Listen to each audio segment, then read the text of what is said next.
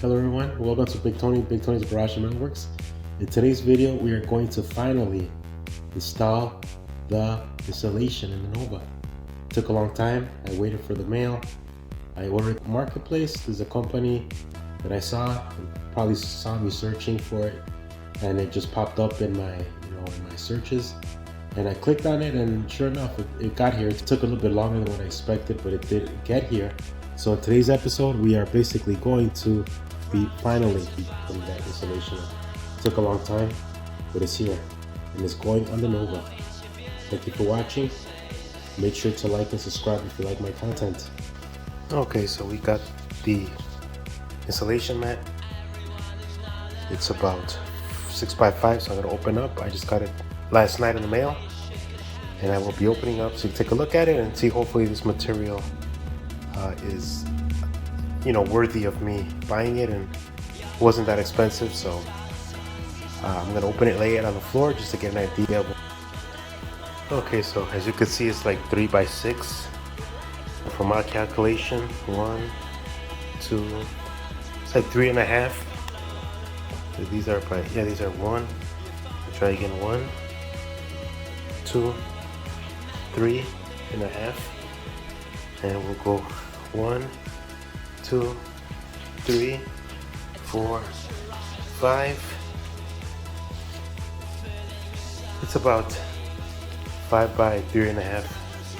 So this is not going to be enough for, say, the whole car, but it will be enough for the floor pans. I'm thinking cutting it down the middle like this, and I could put it on either side of the transmission tub. I have that other material that I showed you before, so I'll just use this for the pans, right? And this should be enough for the whole pans in the car. So I'm a little disappointed. I thought it was going to be a little bit longer this way, that way, but it's not quite what I was thinking. But for what I paid for it, it's fine. It seems a little dense. It's got that material that you peel off. Okay, so it's supposed to be, I'm peeling this, and it's got this kind of like foam type of stickiness to it. So what I'll do is I'll cut it. So here is, that's what we're gonna do today. Let's get on it. Alright then, so I cut this with the scissors down the middle. It's a little bit crooked. This one's crooked just because it's wrinkled. It's kind of wrinkled right there where they shipped it. They folded it up, but it should come out great. So the next step is I'm gonna go to the car right now, and I'm going to push the Nova outside again, and then I'm going to install this floor installation. All right, watch me now. Girls, that's number one. That's the first piece. I didn't record how I put it on, but it goes real easy. I just measured it from distance here to here, and I saw which was the best fit, and I figured in my mind that's how it was going to fit. And then, like I said, the center will be with the other foam, and then I'll do here the edge too as well. I'll cut pieces and I'll make it look nice and tidy. So I'm going to do the other side. I cleaned it once again, the whole thing. I sprayed it down with Windex and I wiped it down because it's still kind of dusty in here, so I want to make sure that it adhered properly, that it's stuck like it was supposed to. And you just press it down, and it's relatively sticky. I did put on the torpedo again. This is nice and warm, so I have to hurry up and do the other side before it starts getting cold again. But right now the floor is nice and warm. Okay, so let me go do the other side. All right, and I'll bring you back. All right, boys and girls, I got both sides done. They're equally put in the same direction, the same space. I left enough space here so I could evenly cover the lip, right? And all the way down that way, the same as the other side. I use that as a guide just to keep everything nice and uniform. And then I'm going to, from the bottom, because there's holes for the seat that I welded down to the floor, to the bottom, I'm gonna poke it with a drill bit, and then I'm able to bolt in the seats again. I'm thinking about changing the seats, even though those are not 71 seats, they're more like 72s, the Camaro Firebirds, Trans Ams, I think, the ones that I have. But I found those and I got them relatively cheap, and then I got them reupholstered, I don't know, like 5-6 years ago. So they're starting to show a little bit their age. Once I finish with that, doing the back, I still want to insulate that back piece where the back seat goes.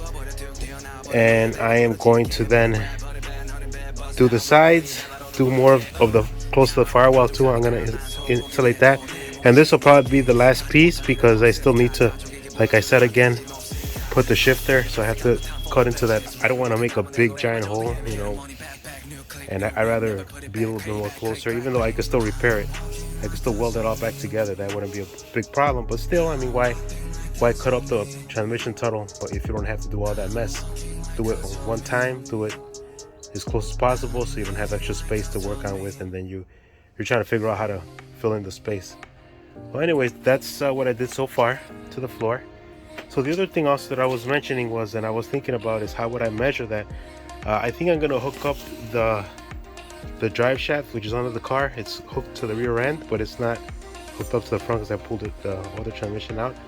And then I'm going to raise with the drive shaft. I'm going to raise it up with the transmission, and that'll give me like an approximate location on where I need to drill. I could also measure it with a tape, right, with a tape measure, but I think I'm going to go the other way to be a little bit more accurate. It's going to look a little better. Looks a little bit more. Hopefully in the summer I'll have it running. In the spring, hopefully. We're supposed to get a whole bunch of snow coming soon. And then I have to do the headliner, so I'm gonna wait for that other material that I said, the kill mat stuff, and I'm gonna order it. And then that should be it. Light bar in the back, so it's like a turn signal. You probably see them on the road. A lot of trucks and cars have them. More trucks than anything. Pickup trucks I've seen. I used to have a Dodge Ram 1500, and I used to have that in the back. When they first came out a long time ago, they were kind of cheap in the sense that they weren't good quality. Now it seems like there's, fast forward another 10 years and the technology is a lot better. You have LEDs. So the reason why I'm doing this, and I'll show you real quick, the reason why I'm doing this is because I have, since when I bought this Jeep, they have film in it. So the film is dark and the bulbs are not LEDs. And I could always go with that. I could always switch these out to like newer bulbs. But I decided to just go and basically just get a light bar that goes down here. I'm gonna put it down here on the actual bumper. I don't want to drill into the steel. There's like this it's like a little C that pulls the light bar in. So it's gonna be to brake, and it's gonna be LED, and it's gonna be turn signals, it's gonna be brakes, and it's also gonna be reverse light. The reverse light I will connect later because it's a separate wire. But basically gonna save for myself, for my family, so when I'm driving, because when you see this thing turning left and right, I mean, you can see it very well. So I know it's winter, so what I did is I got my trusty heat gun here. I'm gonna heat up the steel, warm it up, and then I'm gonna adhere the actual bar on it, and then I'm going to use these little clips that I'm gonna drill into so it can hold it up properly. Okay, so that's the plan, and watch me now.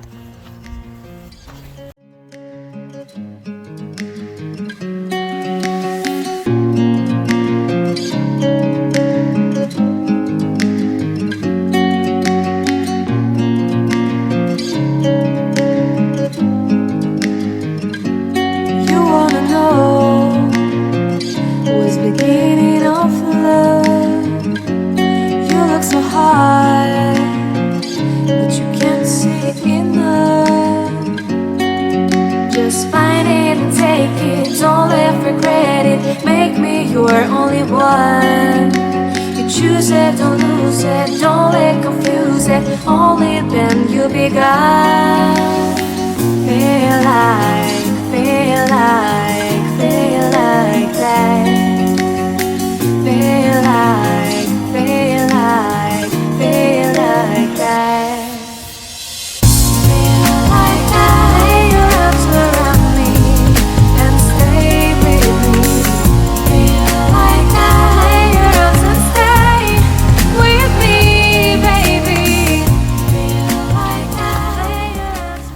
So you can see there's those are the lights. I still have to edge a little bit here. I have to put some more glue on this one. I think I'm gonna put one of those little clips on it, but it's a lot safer now. You can see it's a lot better like this. All right, so that's what I wanted to do, and I finished doing it right now. And the only thing I gotta hook up are the white backup lights. Okay, so I'll let you guys go. It's a real short video on how to put those lights in. All you do is, if you got a trailer hitch, you just plug it in, just plug and play, you stick it inside, and then it works just perfectly fine, and then you're driving safer. So thank you so much for watching so far. And then if I decide to do something else to this car, I'll make sure to record it and show you what's going on, okay? Please like and subscribe if you like my content. This video is going to be about 10 minutes as well, maybe a little longer. I try to make them short so I don't bore you, and it's interesting enough that I put some gifs in there to make you laugh, some funny stuff, and maybe that'll catch your attention.